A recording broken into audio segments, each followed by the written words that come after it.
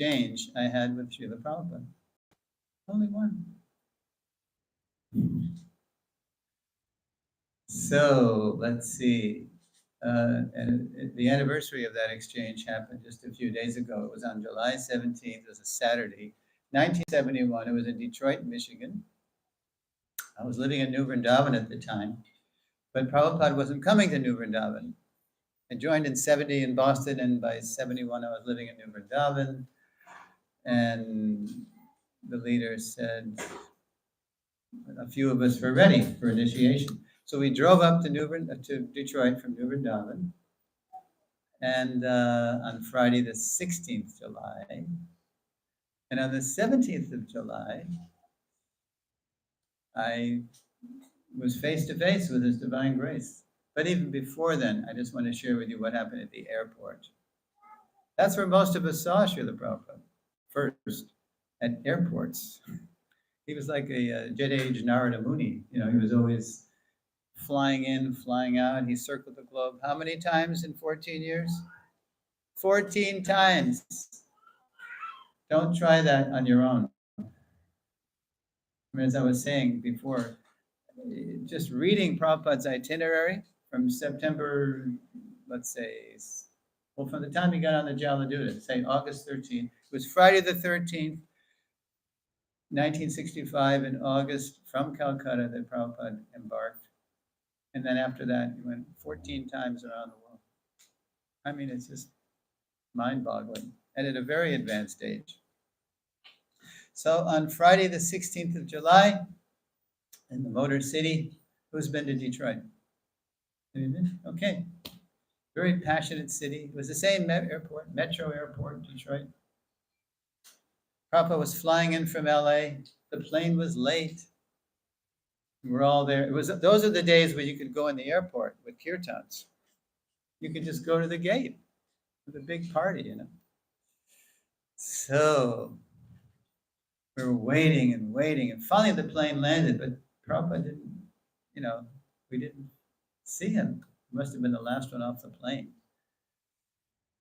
And then all of a sudden, I noticed Prabhupada must be in the vicinity because I saw these phalanxes of devotees, people that come from Ontario and the Midwest and New Vrindavan. And wherever Prabhupada went, it was like hundreds of people came. So I saw all these people going, just bowing down en masse. It was like dramatic. Oh, where's Prabhupada? And then it happened to me. I saw him float up the escalator. Float. Notice the verb. And then the same thing happened to me. Something hit the back of my knee, back of my legs. I also went. I hadn't even heard him speak yet. But just his presence was so otherworldly, so awe-inspiring, so, an ambassador from God, that you just hit the deck, you just hit the floor. And then he came to the top of the escalator, and there were a few devotees who I've since checked. Of course, Indra Swami, and I have a godbrother, Satyanarayan Prabhu, who runs the Far East, Middle East BBT now. And we didn't know each other then, but later on we all realized where we first saw Prabhupada in the same place. And we're charter members of the Floaters Club. What's the Floaters Club? We swear that Prabhupada did not walk to that makeshift vyasasana that the devotees had put up by the gate. We swear Prabhupada just went and sat on the seat. And then as soon as Prabhupada sat on the seat, somebody brought a big tray of sweets, fruits and sweets. I was sitting this is where Prabhupada's sitting. I was sitting right about there on the side. So Prabhupada looks at the tray and he picks up a sweet ball, like we call Simply Wonderfuls. He threw it in his mouth. He just threw it in his mouth. We're like, who could do that? Just throw, from far away. And then there was a crumb right here. I could see. I was sitting there. And Prabhupada took his tongue and went. And right from the get-go, I thought Prabhupada His mouth reminded me of a cow's mouth, very full lips and tongue, yeah, like that. And then someone handed Prabhupada, it wasn't just a glass, it was a chalice, like a silver chalice. And he held it over his head and he just poured it into his mouth like a waterfall. And again, we're like, who could do that? So what did Prabhupada say? I still remember the first thing Prabhupada said, and it's right on the recording, the airport arrival, Friday, July 16th, 1971, Detroit, Michigan. The cause of all suffering is due to misidentification with the material body. And Prabhupada said it with such depth of realization. It was like the first time we'd ever heard it, right? Although we've been hearing Prabhupada's recordings, for a year, but the way he said it, the cause of all suffering is due to misidentification with the material body. We went, wow. Yeah. So, and I'm still trying to learn that lesson after 52 years. Whoa. I didn't sleep much that night. I wasn't in the first batch. The first batch was Friday night, the 16th.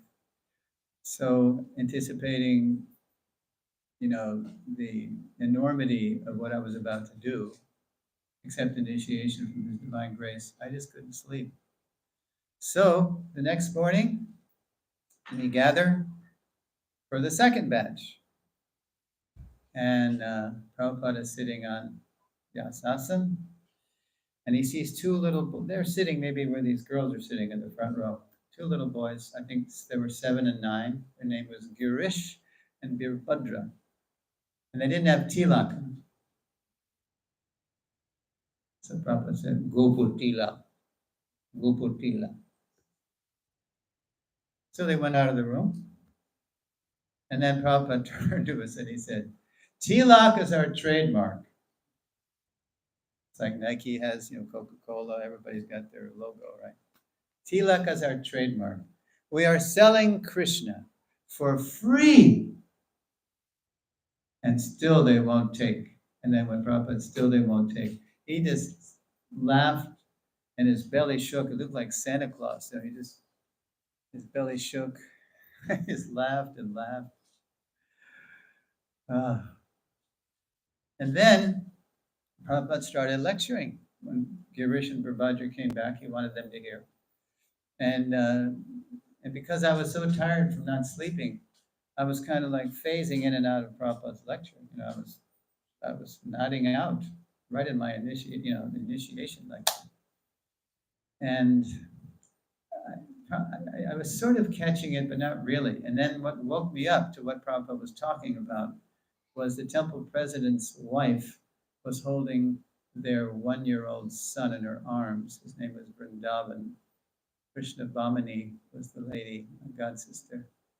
And so Prabhupada, Vrindavan, he had kartals in his hands, just a little, and he started banging on the kartals. Now, sometimes when kids would make noise, Prabhupada would say, take out, like, please, mother, please take the child out. But this time he worked what the child was doing into his tongue. So he said, just like this child, he has had practice. So I got it. Prabhupada had been talking about transmigration of the soul and how lucky we were after so many births to come in contact with Krishna consciousness. So Prabhupada said, just like this child, he has had practice. And he started looking at the little boy, and the little boy was looking at him. And we're all we're looking at the kid, looking at Prabhupada, looking like that. And we're all thinking, wow, they know each other. Yeah.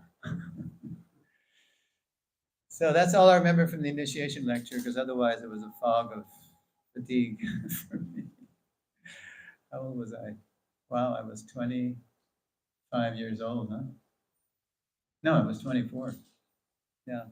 My birthday's in December. Now it's like, even if you reverse those numbers, 2 and 4, or if you made it, even if you added 52, well, you do the math. That was 24, so 52 years ago. So now the body's as old as Prabhupada was. Wow. Ooh. But still struggling to understand that first lesson, that we're not the body. Okay, so then, when Prabhupada initiated us in those days, you've seen maybe pictures of strands of beads hanging on the microphones. Have you seen this? Yeah, because Prabhupada would take, the beads off, and he would chant around on your beads. We got a lot of japa done during those initiation ceremonies. And Prabhupada, just like you hear on the tape, Hare Krishna, Krishna Krishna, Hare Hare, Hare Ram, Ram Ram, Hare Hare. And then he would come to the end, and he would stop, and then the Prajumya Prabhu, his Sanskrit editor, was calling out the names. He was saying, so when my turn came, Richard Hall, that's my birth name, Richard Hall. And so I heard my name, and then I came up in front of his divine grace, and I was right about here. I was really close. And Prabhupada just chanted on the beads. So what are the 4 rules? How many rounds? And then he gives me the name. I'm thinking, what's it going to be? Because a lot of people got the name for the first letter of your first birth name, right? So I'm thinking, was it going to be an R name or, But Prabhupada didn't do that with me. He said, your name is Suresvara. And it's right on the recording. I can go back and go into the database and pick right under and hear it again.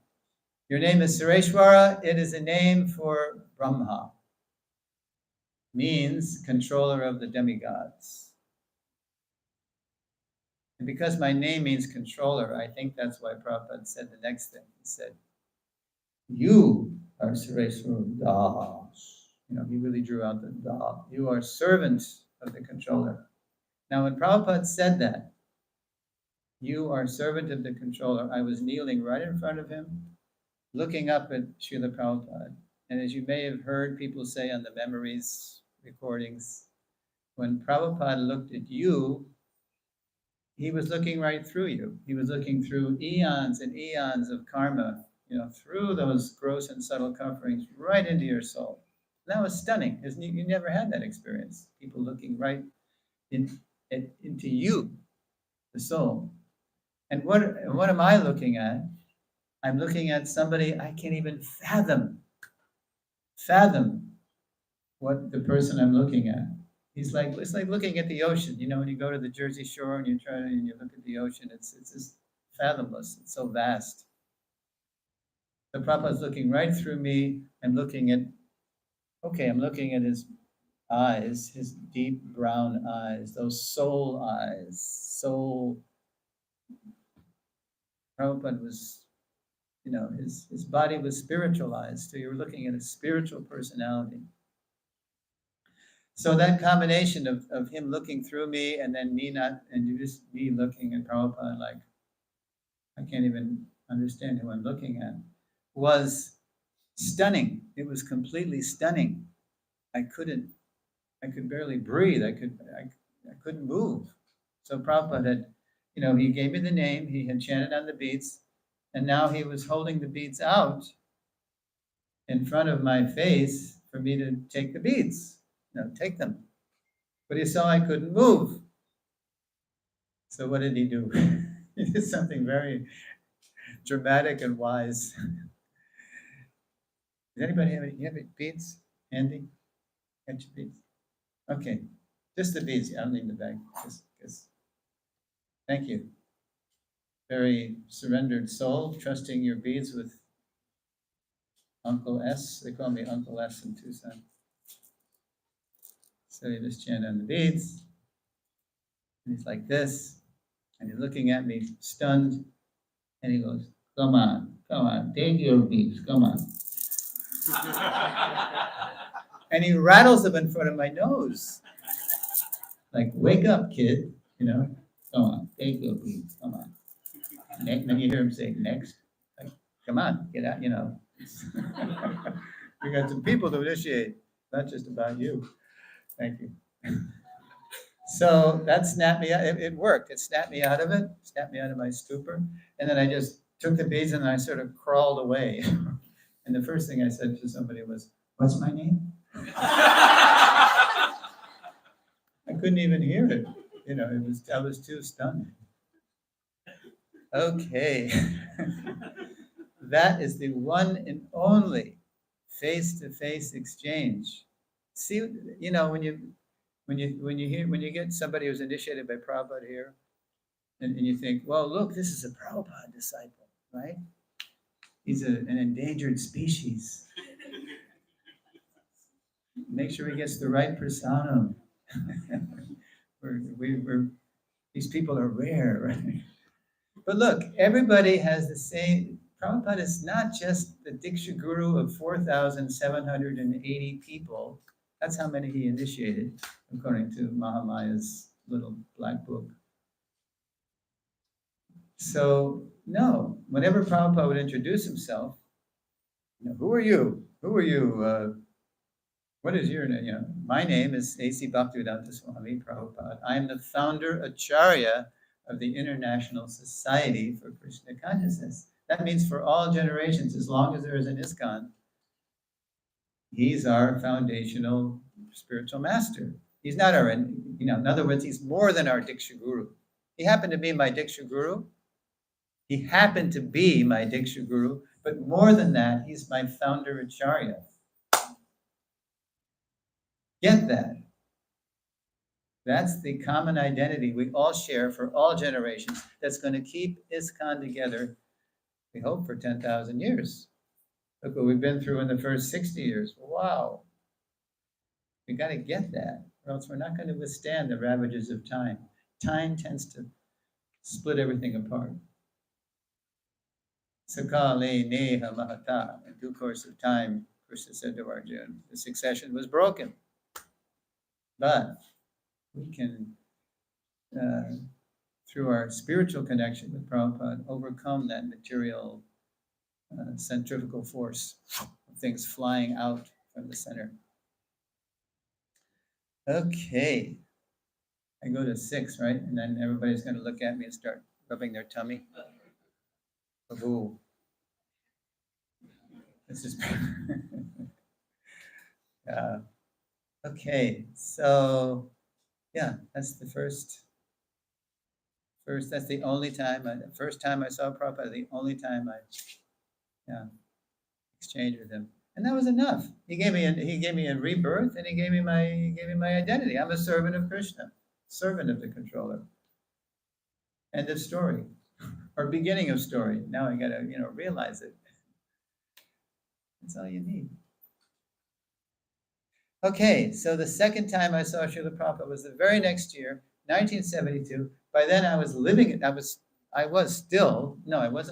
Vrindavan, that's right. I was living in Pittsburgh. But I came to New Vrindavan for what was called the Bhagavat Dharma Discourse. We used this as the backdrop for our first lesson in the Founder Acharya sessions. And because it was at that Bhagavat Dharma Discourse that on his Vyasa Puja day, Prabhupada took the opportunity to identify what a bona fide guru was. Because people didn't know guru from the man in the moon in the West. All they knew was all these gurus, swamis, and yogis coming to the West, and Vivekananda came in 1893, and all this stuff. So, and there was a spike in the number of them. This rishi and that yogi and that Mahatma, no. So, and they would all, come and speak some flowery words and then go away. Back to India with they're having conquered America, right? Juggled words and bedazzled the Americans. But Prabhupada wasn't like that. He wasn't a streamlined Swami. streamlining the message to pander to Western tastes, to make $1 million and go away. No, it wasn't like that. He came to give, give. We are selling Krishna for free, and still they won't take because we look different. We look different. We were on their street corners all over America singing Hare Krishna, but they couldn't understand, who are these people? They're not going away. What's going on here? So Prabhupada told my godbrother Rupanuga, oh, they can't understand us? Then you invite them all to New Vrindavan around my Vyasa Puja Day, and they will learn all about what a guru is. So a lot of them came. The New York Times came. WWVA Wheeling, West Virginia came. KDKA Pittsburgh came. The local congressman came. Journalists, politicians, scholars, they came to hear, what is this? Here's the person, okay, this person started this. They didn't know that he was in a disciplic succession, but he's the one that started all this stuff. Okay, so Prabhupada gave a whole talk. But before the talk, I want to share with you, this is a very dramatic personal memory. Don't forget, it's Vyasa Puja Day, right? So what do we do before Vyasa Puja in ISKCON every year? What's the day before? Janmashtami. So the day before, we had been fasting all day. In those days, we all fasted all day.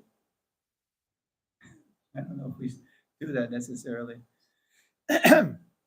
We all fasted, and of course, we were getting weak. And we had this is down at what's called Bahulaban Farm at New Vrindavan, right off the McCrory's Ridge Road.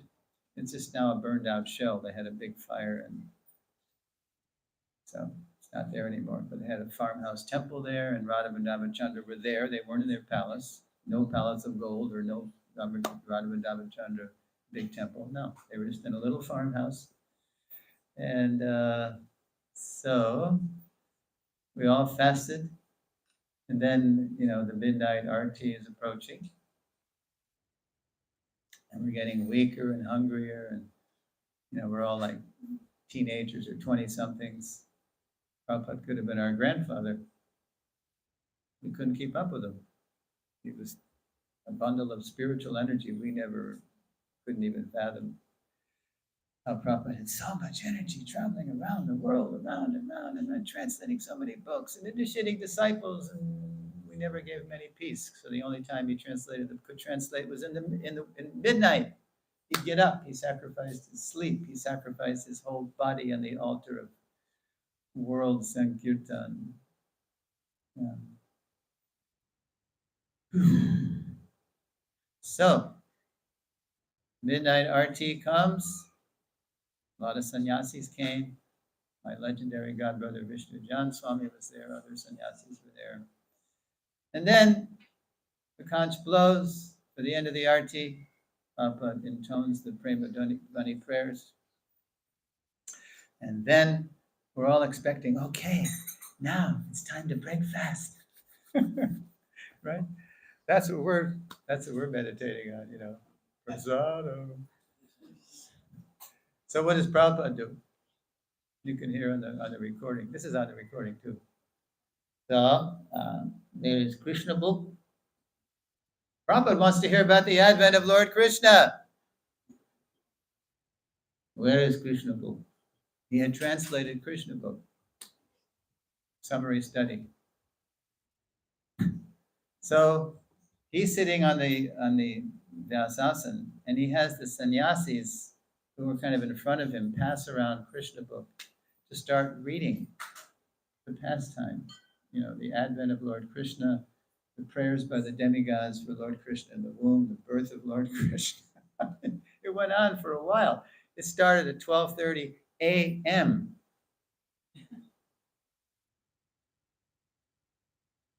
Okay, 12:45. 1 a.m. We're all kind of like,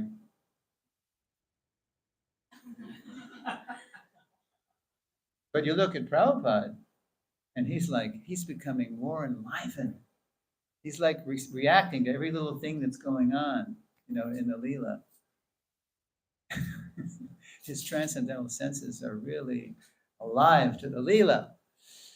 And our senses are covered by our attachment to the body. So we're like 115, and people start. I know I was against the wall, and I was like, there, look at Prabhupada. Prabhupada's 130. You can see the dandas. The sannyasis had their dandas. You see the dandas, they're kind of like going like this. They look like divining rods, looking for water or something. Yeah, whoever was reading had to be awake. But the rest, when they weren't reading, it was just like boom, boom, boom. 145. Now it's the next day now, by the sun, right? So probably somebody had just read, what was the line? I didn't know, but my god sister, and I saw her memory of this. Something about Mother Jashoda. Yeah. No, excuse me, Devaki, of course. Yeah, Devaki. They're still in the prison of Kamsa. So Prabhupada's reacting to something that was read about Devaki, and then Prabhupada, he sort of comes out of the Leela, because he's right in the Leela with Krishna. He's there, and then he looks up, and he looks around at the devastation. Everybody in different poses of tamagun, totally out. You know what Prabhupada said? I'll never forget this. All right. I think you're becoming a little impatient. So generous, right? A little impatient. And we were just totally out. Take Prasad. So, okay. So that's the night before. Now, the day of his Vyasa Puja. This is what I want to share. I'm just looking at the clock here, because I know you're going to be, again. That's how Prabhupada started the movement, Kirtan and Prasad. That's a little philosophy of, as I was sharing today, the preaching at 26 2nd Avenue was stay high forever. Because everybody was coming to the storefront to get high, a natural high.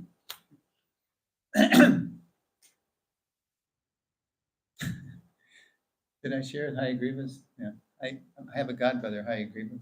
So at 26 2nd Avenue, we'll just do a little short diversion. He'd been chanting for a few months, right, in the storefront, and then he and Wally and Keith, they became Umapadi and Kirtanananda, and Howard became Hayagriva. So they were all living on Mott Street. And so they were all, doing psychedelics and reading Buddhist literature and stuff. And then they'd come to hear Swamiji, right? So one day Hayagriva goes to Swamiji. He says, Swamiji, this is up in Prabhupada's apartment, 2C, right behind the storefront. Swamiji, he had this big, deep voice. He was an English teacher at Ohio State, English professor. Well, not full professor, teaching assistant, they say. Swamiji, I've been chanting Hare Krishna for 6 months, and I still haven't seen the universal form. And that's the kind of motives they had for chanting Hare Krishna. They wanted another buzz, right? They wanted another trip. So Prabhupada, he just knew, we call this crazy questions, perfect answers. Prabhupada knew just what to say. That's all right. You keep chanting. Keep chanting, right? It'll go away. Prabhupada had full faith. Don't worry. You won't have to worry about haven't seen the universal form. Oh my God. Okay, so back to now it's September 3rd, Saturday, 1972, at New Vrindavan. You can hear it. You can hear the recording. But before the lecture that you can hear on YouTube to this day, Prabhupada, we're all at this pavilion up at Bahulaban at the top of the hill, the highest point at Bahulaban, and the devotees have thrown up a makeshift pavilion for the 1,000 guests and devotees who were there. So we were all up there the next day because, again, you know how Janmashtami Vyas Puja, it's like the ultimate austerity. It's fasting and feasting and fasting. And it's like the stomach's going. So we're up there, but we're waiting for Srila Prabhupada to come. It's like late morning. The sun is climbing to the meridian, high noon. And Prabhupada's not there yet because he's staying in a cabin about 5 miles down the road, very simple cabin. So Vishnujan Swami, our legendary Kirtaniya godbrother, he's leading a beautiful kirtan. When you were in Vishnujan Swami's kirtan, it was like you were in Svarga, heaven. Hare Krishna, Krishna Krishna, Hare Hare, Hare Rama, Rama Rama, Hare Hare. So we were following his lead, and we were just like, just entranced by the kirtan. And then we see Prabhupada come up. There's a road that's been made up to the pavilion. He hops out of a little yellow Volkswagen, Hayagriva's Volkswagen, and he comes behind the pillar, the post of the pavilion, makeshift pavilion, and he hops up on this red velvet Vyasasana. And he has his own kartals, and he starts just following along with us. He's just following. He's not leading. He's just following because he loved Vishnujan singing. Vishnujan sang like a deva, and he just loved. He even asked Vishnujan to write a tune to one of Narottam Das Thakur's songs. Yeah, because Vishnujan was a very talented musician and a great preacher too. It was very scientific preaching. Most people don't know that about him. He could preach very scientifically. So anyway, Prabhupada's following along.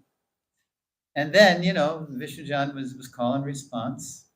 So he did that tune I just sang, and then we were all responding. And then before Vishnujan could call before he could resume his lead, all of a sudden we heard Prabhupada. It just rang out, because he had the mic. So all of a sudden you heard, Hare Krishna, Hare Krishna.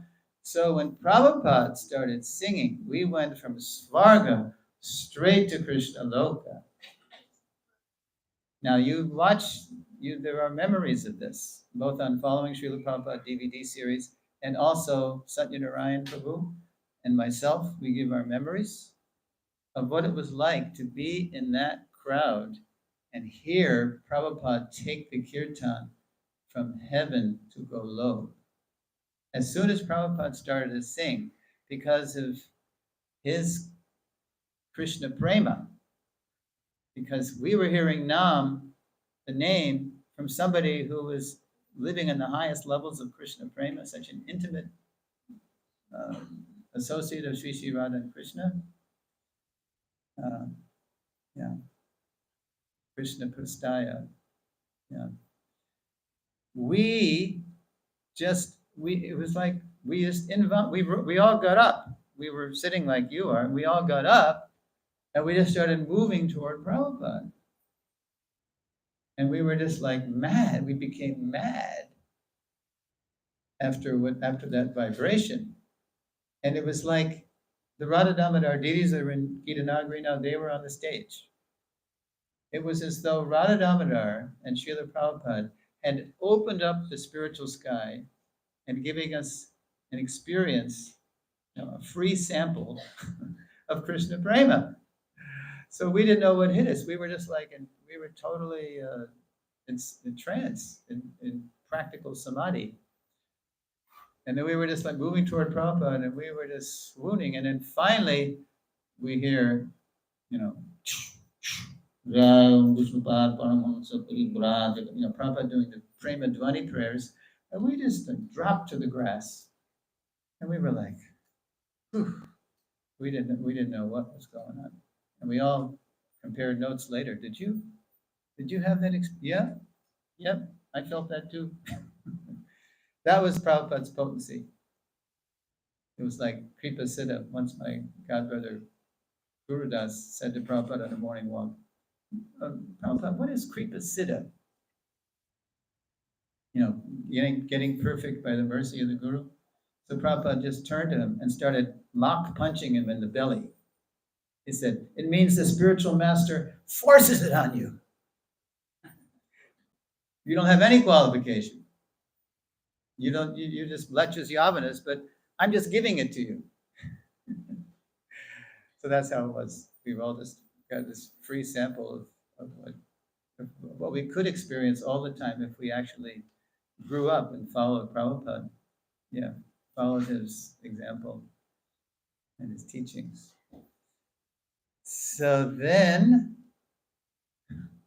okay, this is very appropriate because then Prabhupada gave the talk, which I gave a sample of the talk he was mainly giving the talk for the guests because, we were his followers, initiated, uninitiated, and we had reverence for Prabhupada. But all these people who were there to meet the founder of the Hare Krishna, the one responsible for all this, singing on street corners and book distribution and, all these things. So they were there. The New York Times was there, as I said, all these media people and the scholars and the politicians, they were there, and they were taking notes, and they had their movie cameras, for the nightly news. They were there to get a scoop.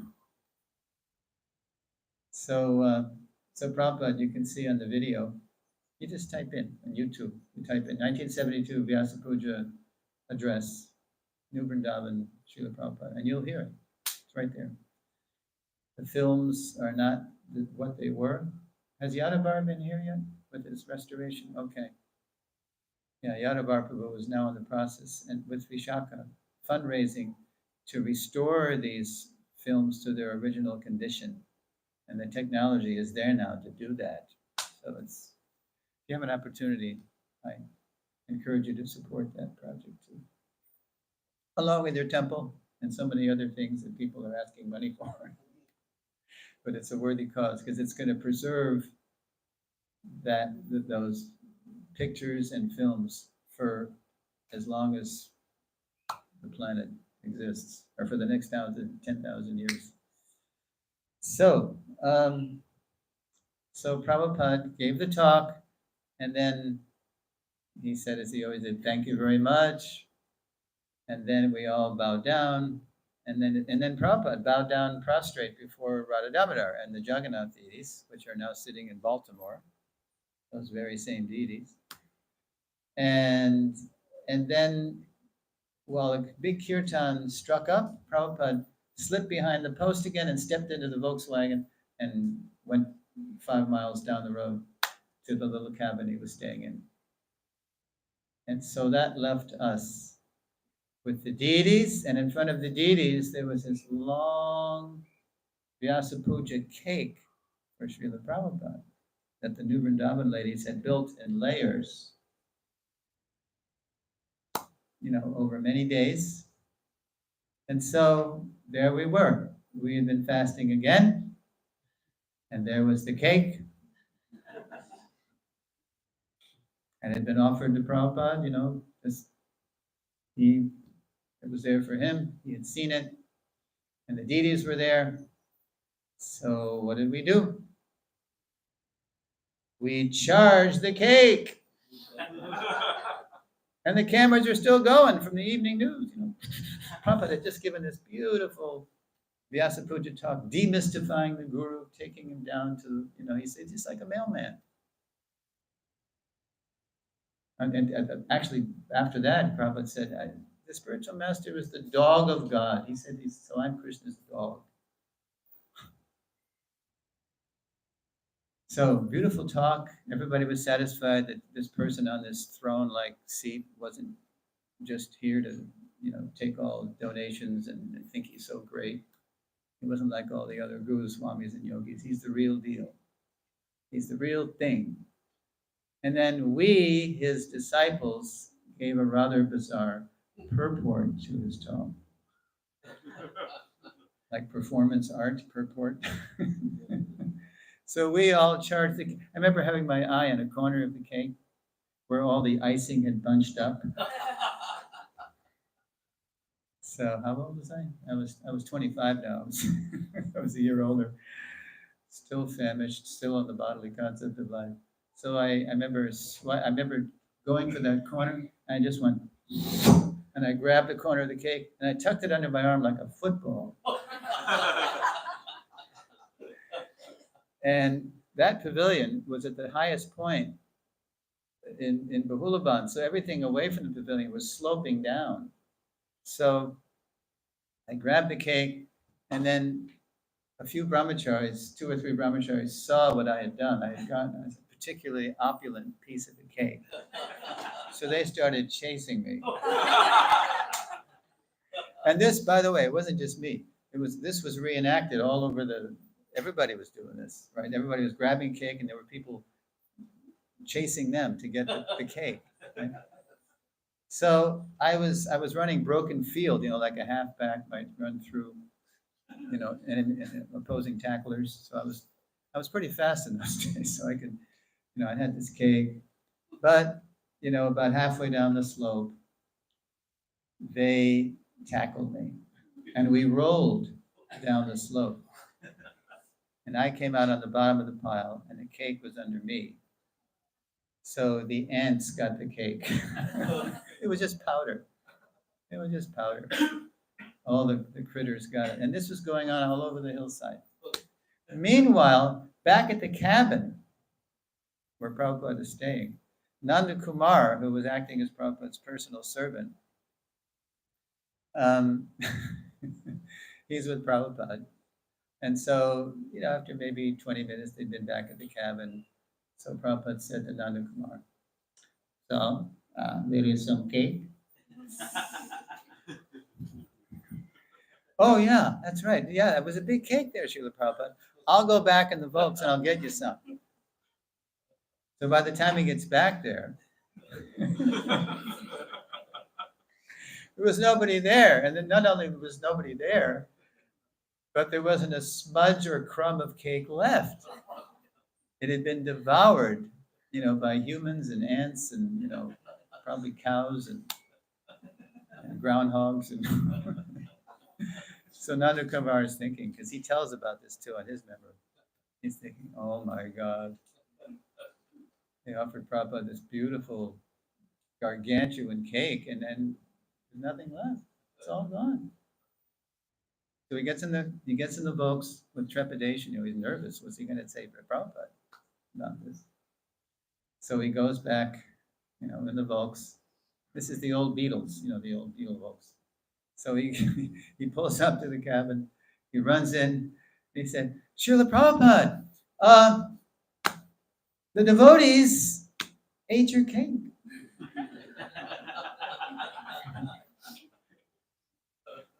So, Prabhupada understood us. He understood that especially we Westerners were out of control, totally out of control. So he understood that. And he was so grateful to us too at the same time for joining the Hare Krishna movement, for distributing his books, for just helping him spread Krishna consciousness. He would say, you're the representatives of my Guru Maharaj. He sent you all to me to help me fulfill his order to spread Krishna consciousness all over the world. So what did Prabhupada say? That's all right. Bake another one. Bake another one. Well, that didn't happen on that scale, but So I think, yeah, Nanda Kumar took it seriously. So he called up New Vrindavan and he got a hold of a lady. Her name is Ishani, actually, a god sister. And she heard from Nanda Kumar that Prabhupada did not get any of his birthday cake, his Vyasa Puja cake. And so she thought, well, this is my opportunity. She never cooked anything for Prabhupada, although she was one of the people that helped bake that big cake, but she never, just between her and Prabhupada, right? So she baked like a cupcake sized cake. And then she personally ran it up to the cabin. She had some way to get there. And then she gave it to Nanda Kumar. And then Nanda Kumar gave it to Srila Prabhupada. And he was very touched.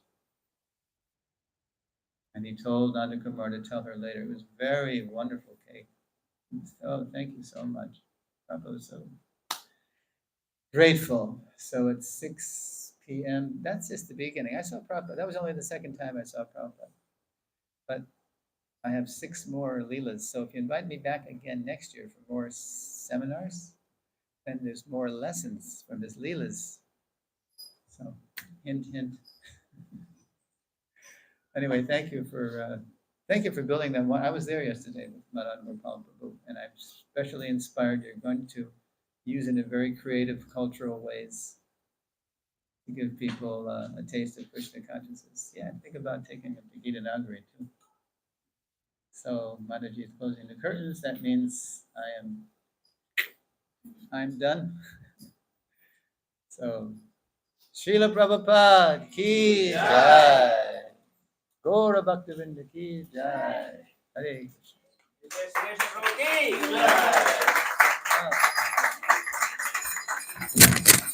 So thank you once again, Suresvara Prabhu.